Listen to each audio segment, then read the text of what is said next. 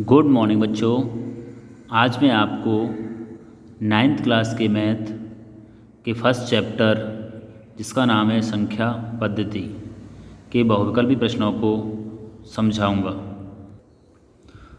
तो बच्चों, जो पहला प्रश्न है उसमें पूछ रहा है कि निम्नलिखित में परमेय संख्या है। चार हमें ये ऑप्शन दे रखे हैं, विकल्प दे रखे हैं। इसमें परमेय संख्या को हमें छांटना है कि इसमें परमेय संख्या कौन सी है। तो पहले दे रखा है घनमूल 9, वर्गमूल 7 और यहाँ दे रखा है वर्गमूल में या रूट में 0.9 और सी में दे रखा है 2.737373। तो इसमें से परमेय संख्या पूछ रहा है। तो परमेय संख्या क्या होगी? ये हमारी परमेय संख्या होगी नहीं, क्योंकि घनमूल 9 दे रखा है, तो ये परमेय संख्या नहीं होगी। क्योंकि इसमें अगर 27 होता तो 9 3 बाहर निकल आते, तो ये परमेय संख्या बन जाती। इसमें रूट में अभाज्य संख्या दे रखी है, ये भी परमेय नहीं होगी। ये भी इसमें से पूर्ण वर्ग संख्या नहीं है, क्योंकि पॉइंट लगा हुआ है, तो ये पूर्ण वर्ग संख्या नहीं होगी। अगर पॉइंट नहीं होता तो ये पूर्ण वर्ग संख्या हो जाती और इसका आंसर निकल के आता था 3, तो ये भी परमेय होती। लेकिन ये इसमें पॉइंट दे रखा है, तो ये भी सही नहीं। ऑप्शन हमारा कौन सा? सी हमारा सही होगा। तो 0.737373 ये हमारी परमेय संख्या होगी। अब करते हैं बच्चों दूसरा सवाल। जो दूसरा प्रश्न है उसमें पूछ रहा है कि निम्नलिखित संख्याओं में से परमेय संख्या होगी, इनमें से भी हमें परमेय संख्या निकालनी है। तो यह इसमें रूट में 5 दे रखा है, यानी कि रूट जो 5 दे रखा है, 5 कैसा रूट में संख्या हो और अभाज्य हो तो कैसी होती है? अपरमेय होती है। तो ये संख्या अपरमेय हो जाएगी। और बी जो दे रखा है रूट में 1, इसमें से बाहर निकालेंगे तो रूट 1 का 1 ही बाहर निकलेगा, 1 बाहर निकल आएगा, तो ये हो जाएगी हमारी परमेय संख्या, यानी बी ऑप्शन हमारा सही है। ये हमारी परमेय होगी नहीं, क्योंकि इसका इसमें गुणा कर देंगे तो 9 एकम 9, 9 और 4 कितने हो जाएंगे? 13, 13 बटे 9। तो रूट में से 13 का कुछ बाहर निकलेगा नहीं, तो ये भी कैसी है? अपरमेय। ये भी परमेय और डी भी कैसी है? अपरमेय। तो ऑप्शन हमारा बी सही है, यानी रूट में 1, इसका 1 बाहर निकाल लेंगे तो ये हो जाएगी हमारी परमेय संख्या। तो बी हमारा ऑप्शन सही होगा। अब करते हैं हम तीसरा क्वेश्चन। तीसरी जो क्वेश्चन है उसमें ये पूछ रहा है कि अपरमेय संख्या है। अब इसमें अपरमेय संख्या को पहचानना है। 4 ऑप्शन दे रखे हैं। पहला दे रखा है 22/7, बी में दे रखा है पाई, सी में दे रखा है 0.69 और डी में दे रखा है 5/वर्गमूल यानी रूट में 16। अब अपरमेय निकालना है, तो ये परमेय होगी। इसने कहा 22/7 ये परमेय संख्या है, क्योंकि पी/क्यू के रूप में है। और सी में जो दे रखा है वो भी हमारी परमेय संख्या है, क्योंकि इसे हम पी/क्यू के रूप में कर सकते हैं। ये हमें पी/क्यू के रूप में दे रखी है, क्योंकि रूट में से 4 बाहर निकल आएंगे तो 5/4 हो जाएगा। तो ए, सी और डी ये तो कैसी होगी? परमेय। लेकिन इसमें क्या पूछ रहा है? अपरमेय। तो अपरमेय हमारी पाई जो होती है वो कैसी होती है? अपरमेय संख्या होती है। तो इसका आंसर क्या हो जाएगा? बी ऑप्शन में, यानी पाई। पाई क्या है? अपरमेय संख्या है, तो इसका आंसर हो जाएगा पाई, यानी ऑप्शन बी सही होगा। चौथा जो क्वेश्चन दे रखा है उसमें कह रहा है संख्या 4√3 है, कैसी संख्या है? परमेय है, अपरमेय है, यानी पूर्णांक है, परमेय है, अपरमेय है, यानी में से कोई नहीं है। तो ये कैसी संख्या है? तो बच्चों ये जो परमेय संख्या होगी वो होगी अपरमेय, क्योंकि 2 संख्या दे रखी है, एक तो 4 दे रखा है, एक रूट में 3 दे रखा है। तो रूट में जो 3 है वो कैसी है? अपरमेय संख्या है। अपरमेय संख्या के साथ में कोई भी संख्या अगर गुणा में दे रखी हो, चाहे जोड़ में दे रखी हो, चाहे घटाए में दे रखी हो, चाहे भाग में दे रखी हो, तो पूरी संख्या क्या हो जाती है? अपरमेय हो जाती है। यानी कि अगर अपरमेय संख्या के साथ में कोई भी दूसरी संख्या दे रखी हो, तो दूसरी संख्या अगर गुणा में हो, जोड़ में हो, घटाए में हो, भाग में हो, किसी में भी दे रखा हो, पूरी संख्या अपरमेय हो जाती है। तो 4 तो परमेय है और रूट 3 अपरमेय है, तो दोनों मिलकर क्या हो जाएगी? ये अपरमेय संख्या बन जाएगी। तो इसका जो सी ऑप्शन है वो सही होगा। 4√3 कई संख्या है? अपरमेय संख्या होगी, तो इसका जो सी ऑप्शन है वो सही होगा। अब बच्चों करते हैं हम क्वेश्चन 5। क्वेश्चन 5 जो इसमें कह रहा है कि निम्न में से कौन सी संख्या एक अपरमेय संख्या है? तो इस 4 ऑप्शनों से अपरमेय संख्या को हमें निकालना है। तो ये दे रखा है हमें रूट में 4/9, यानी वर्गमूल 4/9। तो इसमें से हमारा निकल के आ जाएगा 2/3, तो ये बन जाएगी हमारी परमेय संख्या। ये हमें पी/क्यू के रूप में दे रखी है, तो ये कैसी है? ये भी परमेय है। डी में रूट में अभाज्य संख्या है। अगर रूट में अभाज्य संख्या हो तो वो बन जाती है हमारी अपरमेय। तो यही हमारा उत्तर सही हो जाएगा, यानी कि रूट में 7 अपरमेय संख्या है। और डी में 81 दे रखा है, इसका 9 बाहर निकल आएगा। तो बाकी ए, बी और डी कैसी हैं? परमेय हैं। लेकिन जो सी दे रखा है यानी रूट में अभाज्य संख्या है, इसका मतलब ये कैसी संख्या है? अपरमेय संख्या होगी। तो इसका सी ऑप्शन सही होगा। अब करते हैं हम 6वां क्वेश्चन। जो छठवां क्वेश्चन है उसमें पूछ रहा है कि निम्न में से कौन सी संख्या अपरिमेय संख्या है। तो हमें चारों में से अपरिमेय संख्या को निकालना है। ए जो ऑप्शन है उसमें दे रखा है 0.14, बी में दे रखा है 0.1416 यानी कि 1 6 के ऊपर बार दे रखा है, 1 6 बार बार आएगा। सी में दे रखा है 0.1416 और बार का चिन्ह दे रखा है यानी 1 4 1 6 ये बार बार आएगा। और डी में दे रखा है 0.10 फिर 1400 1400 ये हमें दे रखा है। तो इसमें निकालनी है हमें कि अपरिमेय संख्या कौन सी होगी। तो जो ए में जो बात करेंगे 0.14 जो दे रखा है इसको हम पी/क्यू के रूप में कर सकते हैं क्योंकि ये अनंत तक नहीं जा रहा है, तो इसे हम पी/क्यू के रूप में कर सकते हैं। तो ये परिमेय संख्या होगी। और 0.1416 में जो दे रखा है इसके 1 6 के ऊपर बार लगा हुआ है, इसका मतलब 1 6 बार बार आएगा। तो इसे भी हम पी/क्यू के रूप में बदल सकते हैं। तो कैसी होगी, ये परिमेय संख्या होगी। इस संख्या में भी हमें 1 4 1 6 के ऊपर बार दे रखा है यानी कि बार का चिन्ह लगा हुआ है, इसका मतलब इसे हम पी/क्यू के रूप में बना सकते हैं। और जो संख्या पी/क्यू के रूप में होती हैं उन वही संख्याएँ परिमेय होती हैं। तो ये भी परिमेय हो जाएगी, ये भी परिमेय है, ये परिमेय। तो ये बची संख्या। अब इसमें पॉइंट के बाद हर बार जो अंक आ रहा है वो बदल के आ रहा है। हर बार अंक बदल के, कोई भी अंक बार बार नहीं आ रहा है और अनंत तक भी जा रही है संख्या ये, यानी डॉट डॉट लग रहा है अनंत तक जाएगी। और पॉइंट के बाद जो अंक दे रखे हैं वो हर बार बदल के आ रहे हैं, चेंज होके आ रहे हैं। तो इसका मतलब ये संख्या कैसी होगी, अपरिमेय संख्या होगी। क्योंकि अपरिमेय संख्या की ये डिफरेंस होती है कि पॉइंट के बाद जो संख्याएँ आएंगी वो अनंत तक आएंगी और हर बार अंक बदल के आएगा, तो वो संख्याएँ होंगी अपरिमेय। तो डी जो ऑप्शन है वो हमारा सही होगा। अब करते हैं हम 7वां सवाल। 7वां जो क्वेश्चन दे रखा है बच्चों, उसमें क्या पूछ रहा है कि यदि t बराबर 64 दे रखा है, t का मान दे रखा है हमें 64 तथा g बराबर दे रखा है t की घात 2/3 प्लस 4 यानी 4t यानी 4t इसकी पावर दे रखी है -1/2 हो, तो g का मान ज्ञात कीजिए। अब यहाँ से हमें ये समीकरण में हमें क्या करना है, t का मान दे रखा है तो t की जगह पर t का मान रख देंगे और फिर हमें क्या करना है, g का मान निकालना है। तो 4 ऑप्शन दे रखे हैं। पहला जो ऑप्शन दे रखा है ए, उसमें दे रखा है 31/2, बी में दे रखा है 33/2 और सी में दे रखा है 16 और डी में दे रखा है 557/16। तो बच्चों इसमें कौन सा ऑप्शन सही होगा। तो बच्चों से हम सॉल्व करके दिखाते हैं कि किस तरीके से हमें जी का मान आएगा। इसका ऑप्शन होगा 33/2, लेकिन 33/2 कैसे आएगा वो मैं आपको अभी समझाऊंगा। तो जो टी का मान कितना दे रखा था हमें 64, तो टी का मान हमने 64 लिख दिया। और जी का मान दे रखा है जी बराबर टी की पावर 2/3 प्लस 4t और टी की पावर दे रखी है -1/2। अब सबसे पहले क्या करेंगे, हम टी की जगह पर टी का मान रख देंगे 64। तो टी की जगह पर हम टी का मान रख दिया 64 और इस टी की जगह मान रख दिया हमने 64। अब हमने 64 को क्या कर लिया, 64 को लिख लिया हमें 4 की पावर 3 या 4 की घात 3। क्यों लिख लिया कि 4 का हम 3 बार गुणा करेंगे आपस में, 4 गुणा 4 करेंगे तो 64 आ जाएगा। तो हम 64 को इस तरीके से लिख सकते हैं 4 की घात 3। तो हमने 4 की घात 64 को लिख लिया 4 की घात 3 और इसकी घात 2/3 पहले से दे रखा है। तो 3 से 3 कट जाएगा, 4 की पावर 2 बच जाएगा। इसी तरीके से यहाँ पे हमने क्या कर लिया, 64 को लिख सकते हैं हम 8 की पावर 2, 8 की घात 2 लिख सकते हैं 64 को। क्योंकि हमें यहाँ पे 3 इसलिए लिखा है क्योंकि यहाँ पे 3 है, 3 से 3 कट जाएगा। यहाँ पे हमें 8 की पावर 2 लिखा है क्योंकि 8 का हम आपस में 2 बार गुणा करेंगे, 8 गुणा 8 तो 64 हो जाएगा। तो हम 64 को इस तरीके से लिख सकते हैं 8 की घात 2 और इसकी भी घात हमें 1/2 पहले से दे रखी है, माइनस के 1/2 पहले से दे रखा है। तो 2 से 2 कट जाएगा, तो 8 की घात कितना बचेगा -1। तो 4 ये आ गया गुणा में और 8 की घात -1। अब इसकी जो घात -1 है तो इसे हम नीचे ले आएंगे तो इसकी जो घात है वो प्लस में हो जाएगी। 1 की जो माइनस का दे रखा है वो प्लस का हो जाएगा। तो ये नीचे लाने पर प्लस का हो गया और 1 को हम फिर लिखते नहीं हैं क्योंकि 8 की पावर 1 लिखेंगे फिर भी 8 है, 9 लिखेंगे फिर भी 8 होगा।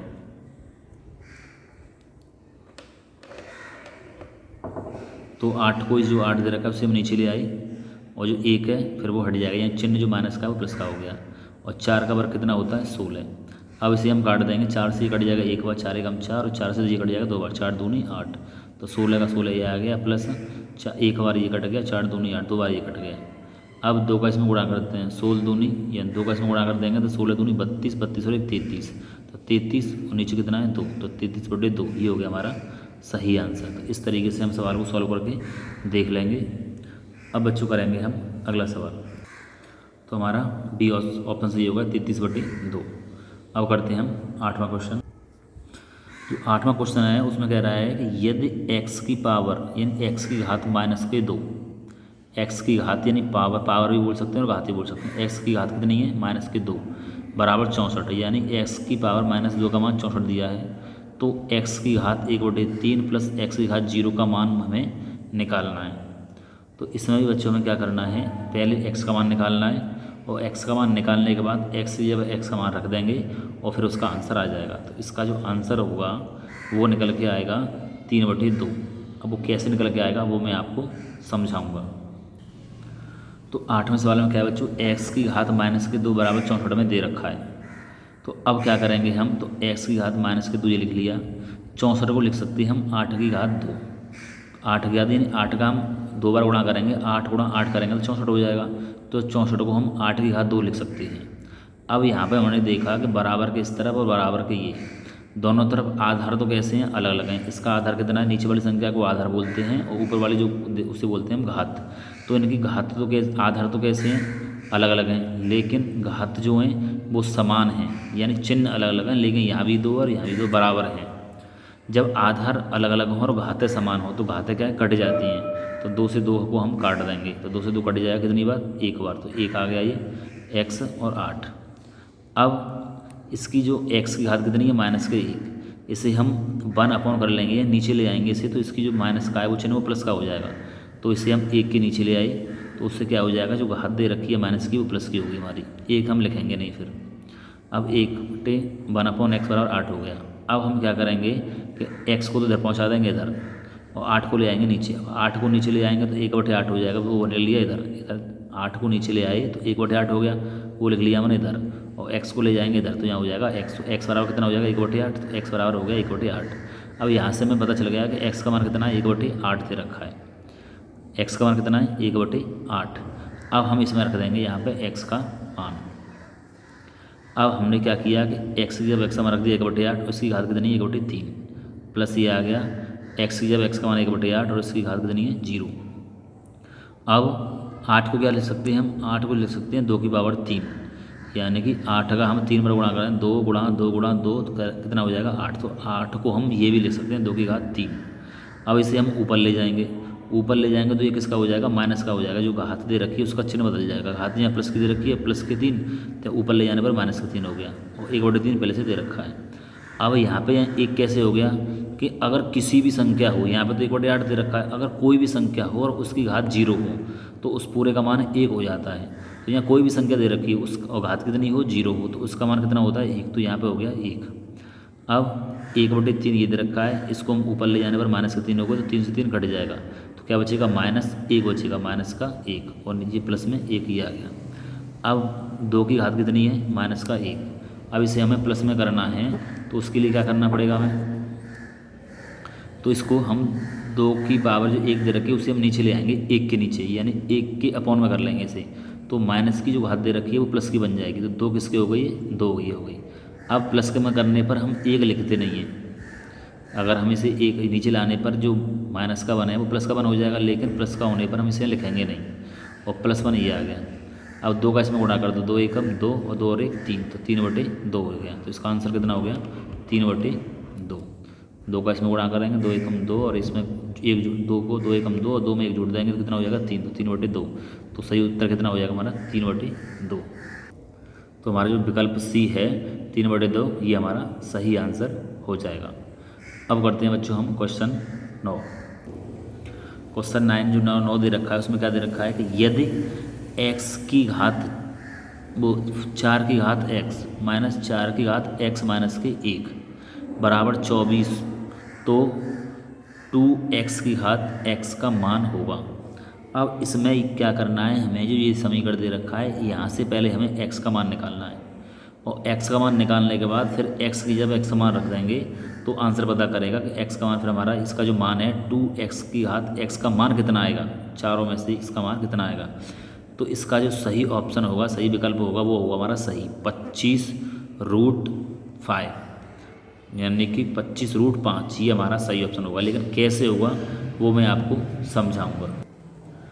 तो हमें ये दे रखा है 4 की घात x माइनस 4 की घात x माइनस के 1 बराबर 24। अब यहाँ से हमें x का मान निकालना है, तो देखिए कैसे निकालेंगे। अब यहाँ से क्या किया हमने कि जो x की घात x 4 की घात x माइनस 1 दे रखा है, इसे हम अलग अलग कर लेते हैं। 4 की घात x ये अलग कर लिया और 4 की घात माइनस 1 हमने अलग कर लिया। अब इसे ऐसा करना चाहें तो हम ऐसे कर सकते हैं, क्योंकि ये गुणा में हो गया। अगर गुणा में आधार समान हो, घातें अलग अलग हों, तो क्या होता है हम घातों को जोड़ देते हैं। यहाँ पे जुड़ा हुआ दे रखा है, तो यहाँ से हमने इसे अलग अलग कर लिया। अब यहाँ से हमने देखा कि यहाँ भी 4 की घात x है, यहाँ भी 4 की घात x है, तो इसे हम कॉमन ले लेंगे, बाहर ले लेंगे इसे। तो ये हमने बाहर ले लिया। कॉमन लेने का मतलब होता है भाग देना। अब जैसे हमने इसे बाहर लिए कॉमन ले लिया, तो 4 का इसमें भाग देंगे, तो 4x से 4x कट जाएगा, यानी कि 4 की घात x ये कट जाएगा, तो यहाँ 1 बचेगा, इससे ये कट जाएगा। 4 की घात x क्या बचेगा, 4 की घात माइनस के 1 ये बच जाएगा, बराबर 24। यानी ये बाहर निकाल लिए, तो ये हमारा अंदर बच गया। अब इसकी घात हमें दे रखी है माइनस में, इसे हम 1 के नीचे ले आएंगे तो ये प्लस में बन जाएगी। तो हम इसको 1 के नीचे ले आए तो ये प्लस में हो गई। अब प्लस में लाने पर अगर किसी संख्या के ऊपर 1 लिखा हो और प्लस में हो तो उसे हम लिखते नहीं हैं। तो यहाँ पे ये प्लस में हो गया, तो इसे हम फिर लिखेंगे नहीं, बराबर 24 दे रखा है। अब क्या करेंगे, 4 का इसमें गुणा करेंगे, 4 एकम 4, और 4 में से इस 1 को हम घटा देंगे, तो कितना बचेगा 3। तो ऊपर हो जाएगा 3 और नीचे कितना हो जाएगा 4। नीचे वाली संख्या तो हमारी वही रहती है, इसका इसमें हमने गुणा किया 4 एकम 4, और 4 में से 1 घटा देंगे क्योंकि ये माइनस का है, तो घटाने पर कितना बचेगा 3, और नीचे वाली संख्या नीचे ही रहती है, तो 3/4 हो गया।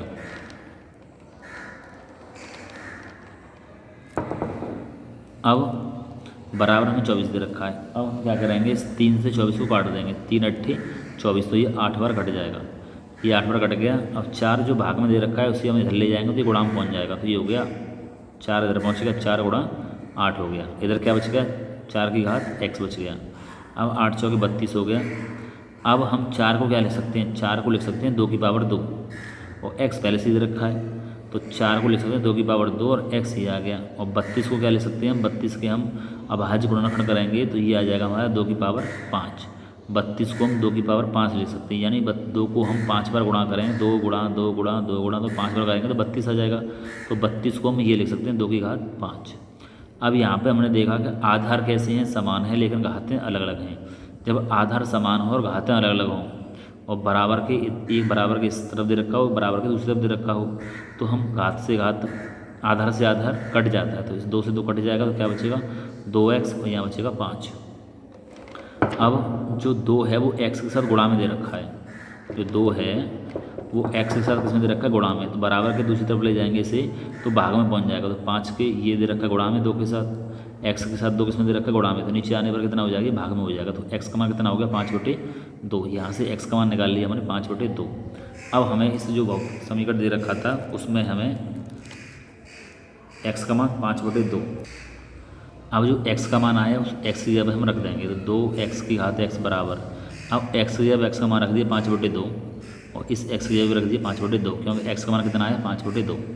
तो 2 से 2 कट जाएगा, तो कितना बचेगा, केवल 5 बच गया, और घात कितनी 5/2। अब 5/2 को हम ये लिख सकते हैं 2 + 1/2 भी लिख सकते हैं। 5/2 को क्या लिख सकते हैं, 2 + 1/2। इसे सॉल्व करेंगे, हल करेंगे तो इतना फिर आ जाएगा। कैसे करेंगे, देखो 2 का 2 में गुणा करो, 2 का 2 में गुणा करने कितना हो जाएगा 4, 4 और 1 5, तो 5/2 हो जाएगा। तो 5/2 को हम इस तरीके से भी लिख सकते हैं, 2 + 1/2, ये भी 5/2 और ये भी 5/2 ही है, तो हम 5/2 को इस तरीके से लिख सकते हैं। अब 5 की घात कितनी हो गई, 2 + 1/2, तो इसे हम अलग अलग कर लेंगे। 5 की घात 2 हमने अलग कर लिया, यानी ये अलग कर लिया, और 5 की घात 1/2 ये अलग कर लिया हमने। दोबारा से इसे जोड़ेंगे, आधार समान है, घात अलग अलग हैं, जोड़ने पर दोबारा से इतना बन जाएगा, तो हमने इसको हम अलग अलग घातों के रूप में कर लिया, यानी 5 पर 2 घात अलग कर ली, और 5 पर 1/2 घात अलग कर ली। अब 5 का वर्ग कितना होता है 25, तो 5 का वर्ग 25 हो गया, और 1/2 का मतलब क्या होता है रूट, तो 5 पे हम रूट लगा देंगे, क्योंकि 1/2 का मतलब क्या होता है रूट होता है, यानी वर्गमूल का चिन्ह होता है, तो इस पर हमने वर्गमूल का चिन्ह लगा दिया। तो इसका उत्तर कितना हो गया 25√5, ये हो गया हमारा उत्तर। तो जो हमारा विकल्प दे रखा है C 25√5, ये हमारा सही विकल्प होगा। तो बच्चों, हमने 9th क्लास का जो पहला चैप्टर है उसके सभी विकल्पों को हमने सॉल्व कर लिया है, समझ लिया है। तो आप इन विकल्पों को अपनी नोटबुक में नोट कर लें और इनका रिवीजन करें। ओके बच्चों, धन्यवाद।